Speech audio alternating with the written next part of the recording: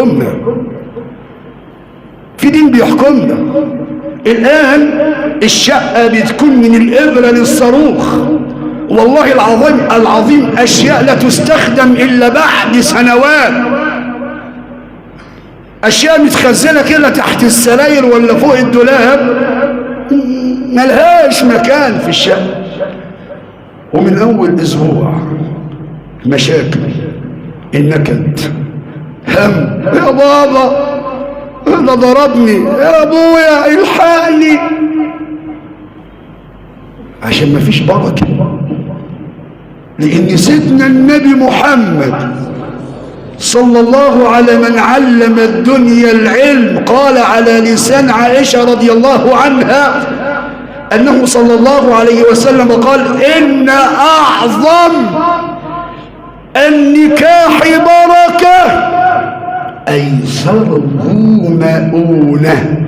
أفضل الزواج بركة اللي مفيش تكلفة. وقال أيضا صلى الله عليه وسلم: إن أعظم النساء بركة أيسرهن مؤنة، اللي هي ما بتكلفش زوجها. هو ده الزواج اللي بقى فيه بركة وخير. لكن انت هتجيب غرفة نوم وغرفة صالون والانتري والنش ومش عارف ايه، والعروسة تملى الشقة أجهزة كهربائية وأجهزة بلاستيكية وكل ده بالدين. وبعد كده الأب يجي يبكي أو الأم تبكي يا عم الشيخ، والله العظيم كل شوية تليفون: يا شيخ الحقني، يا ماما في إيه؟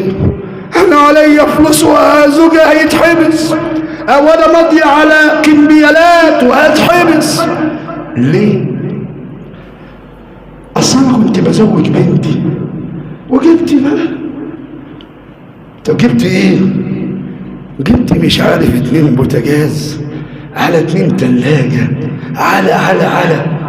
طب يا أم لما الموضوع والحمل ثقيل عليك ليه ما تشتريتيش على قدك وعلى قد استطاعتك وعلى قد مرتب زوجك اللي هتاخدي منه القسط؟ يا عم الشيخ عشان يفرح البنت. هي بنت خالتها احسن منها؟ بنت عمتها احسن منها؟ لا مش احسن منها، اتحبسي يلا.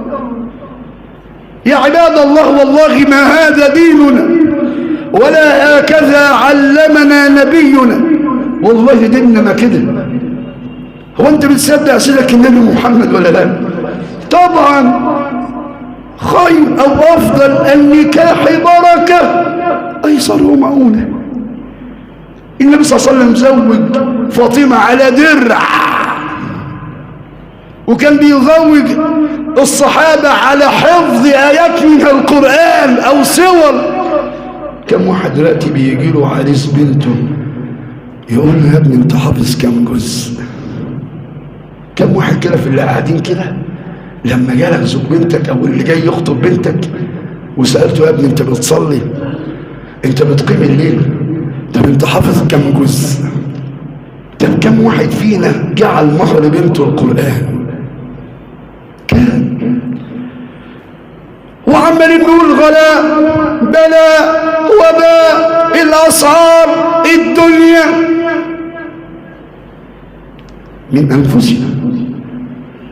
احنا شددنا على نفسنا فشدد الله علينا زي أهل بني إسرائيل: إن الله يأمركم أن تذبحوا إيه؟ بقرة. والله لو ذبحوا أي بقرة كان الموضوع انتهى. قعدوا بقى يشددوا ما لونها وما شكلها وما هي، نفس النظام. بقينا دلوقتي نتكلف في المهور وتكاليف الفرح، بقينا نشدد.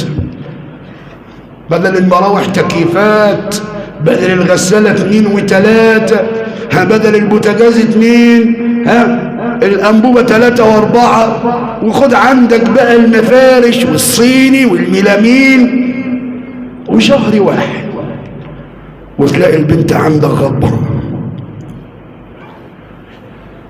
مفيش بركة، عشان احنا شلنا الدين من حياتنا، شلنا سنة النبي من حياتنا. أبائنا وأجدادنا